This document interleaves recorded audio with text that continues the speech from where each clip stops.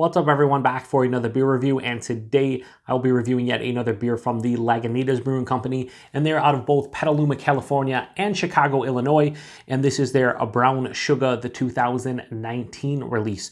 So this is an American strong ale that is brewed with, and I quote, loads of brown sugar, comes in at 10% alcohol by volume, 51.1 IBUs, and at the time of review, this bottle is approximately 2.5 months old. So I love that the IBUs are exact when it comes to Lagunitas. So yeah, it's been a while since I've had Brown Shugga. It's been like probably around 3 years. I don't think I've had the last couple releases, last couple of vintages. So yeah, I'm really excited to give this one a go. I really enjoyed this the first time I had it, and after that, I enjoyed it as quite a bit as well. But the first time I had it, I was kind of blown away that a 10% beer just like this was just fantastic. Yeah, I haven't had it in a couple of years. That's on me. I should probably buy this every single year. But I thought I'd review it this year because why not? Here we are. Let's crack it open. So this has been out of the fridge for a while, probably like 45 minutes. Wanted it to, warm up a little bit here. So let's give it a pour. So yeah, I remember really digging this beer the first time I had it, and then after that, it was just like, yeah, I still really enjoyed it. Not as much as the first time I had it. I don't know what's wrong with me. Anyway, that pours out this really nice deep orange, a little bit of like red tones in there.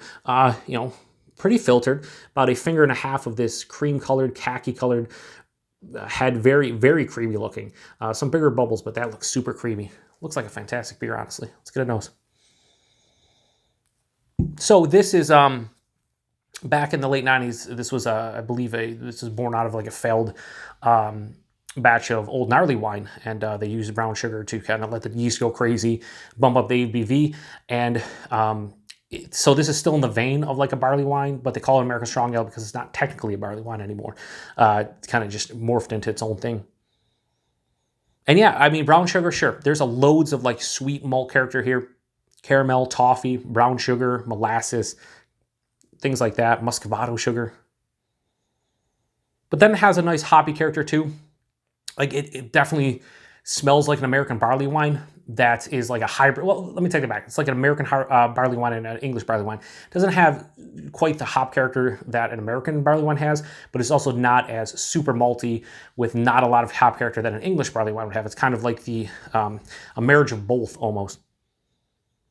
There's a touch of like citrus, almost like a tannic tea note too. But this is really mostly about the malt. A little bit of like an earthy, citrusy like hop character. But yeah, the brown sugar isn't like super noticeable in the nose. I'm getting more like molasses, caramel, toffee, butterscotch. But it definitely smells sweet, no doubt. And it says right on the label. What does that say? Sweet release? Yeah, sweet release. So anyway, let's get a taste of this one. So cheers, everybody.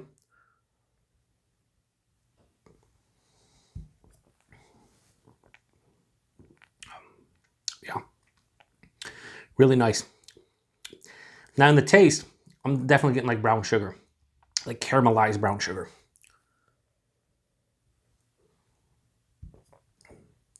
Body on this one's like higher side of medium, lower side of full, a bit thin at 10%.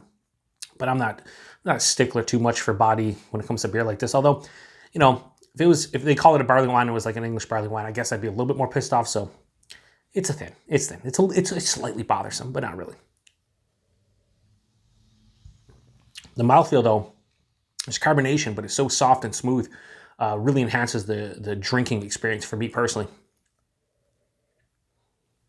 Right up front, though, brown sugar, more of a caramelized brown sugar, molasses, butterscotch, toffee, caramel, just lots of caramelized sugar. It hits you right up front.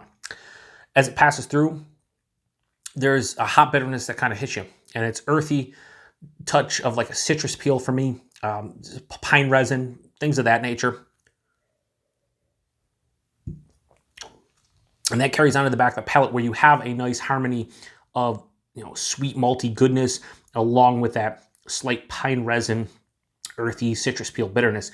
So it balances it out because this is a sweet beer and this leans to the sweeter side, but that that hop character and the bitterness kind of breaks up the monotony of all those caramelized sugar characteristics that kind of would be probably too sweet if I just continuously drank that and there was nothing to break it up. So it finishes semi-dry with a moderate bitterness, but it's so sweet up front that it still leans towards the sweeter side. There's still more residual sweetness than you would think, but it's still balanced to a certain degree. Alcohol, I can tell this is a bigger beer, but I wouldn't guess 10%. I'd probably say 8, maybe 9 max. So this is bigger ABV-wise, but it doesn't taste exactly like 10% to me. I am getting a nice, like, warming into the chest and just nice feeling right now. But at the same time, like, it's not on the palate really distracting or astringent or anything. As you can see, I'm taking sips of this and crushing it. This is a great, I'm glad they released this, you know, in the fall, into the winter, because this is a great colder winter beer. I'm not a seasonal drinker. I'll mention that all the time because apparently I forget that I mentioned it. But no, I like mentioning in each review, especially with a beer like this. I'm not a seasonal drinker. A lot of people nowadays are hashtag stout season. It's always hashtag stout season here at the Beer Patrol. But this is a beer that I would, without question, rather drink this in the middle of December than in the middle of July. I mean, and I think most people would agree. So this, you know, as far as like when to drink it or the perfect time, like right now is it's like 25 degrees outside. There's, you know, 3 or 4 inches of snow on the ground, and this is doing a perfect job of warming me up and just making me think of, you know, the winter time. And yeah, it's perfect. For, you know, this type of year, so, or this type of season. So yeah, really, I'm enjoying it quite a bit. Again, when I first had this one, this is like just mind blowing to me. I loved it. It was one of the first like bigger American strong ale / barley wines I really enjoyed. But I will say that it's not as good as the first time I had it, but it's still a damn good beer. So I'm going to give Lagunitas Brown Shugga, the 2019 release from Lagunitas, a low 4.25 out of 5. I'm gonna go 4.15 out of 5. It's definitely a good beer. It's one that I should grab every year, and I think going forward, I'm going to start grabbing it again, because I used to. Going back 2012, 13, 14, I grabbed it every single year, sometimes multiple bottles, and then at some point, it was like 2016, the last couple of years, I haven't bought it. And that's on me. That's on this guy, so yeah. Value and availability. Now, this is going to be different for a lot of people. And I say this because I've mentioned people on tap certain, like, you know, amounts for 6-packs and whatnot. I paid $2.29 for that bottle, and I believe 6-packs are $11.99 or $10.99 depending on where you buy them in my area. The place I went to, they were $11.99 a 6-pack, $2.29 for an individual bottle. Now, I've seen some people on tap, like my good friend Sadiq, say that he can get this for $8.99 a 6-pack in his area. Now, if you can get it for $8.99 a 6-pack, that is like just top tier fucking crazy deal, okay? Because $9 for a 6-pack of a 10% beer that's this good it's criminal. Like, they shouldn't be able to do it, but they do, because Lagunitas best bang for buck. We've talked about it before, just fantastic. But whether you're paying $9 for a 12-pack or $12 for $9 for a 6-pack or $12 for a 6-pack, $2 or less for a bottle of this in a 6-pack is just, again, fantastic value. So that's just crazy. And availability, wherever you see Lagunitas, because if you get Lagunitas, you should see this one, and Lagunitas now being owned by Heineken and whatnot, you should see it everywhere. And that's the thing about Lagunitas. You can get it everywhere. The quality is fantastic, and the price point is the best in craft beer, in my opinion. So what's not to love, honestly? Anyway, that was the 2019 Brown Shugga from Lagunitas, 4.15 out of 5. Damn tasty beer. If you've had this one before, especially this vintage, let me know what you think about it. It's pretty similar to the last couple times I've had it, so I don't think the recipe has changed too much.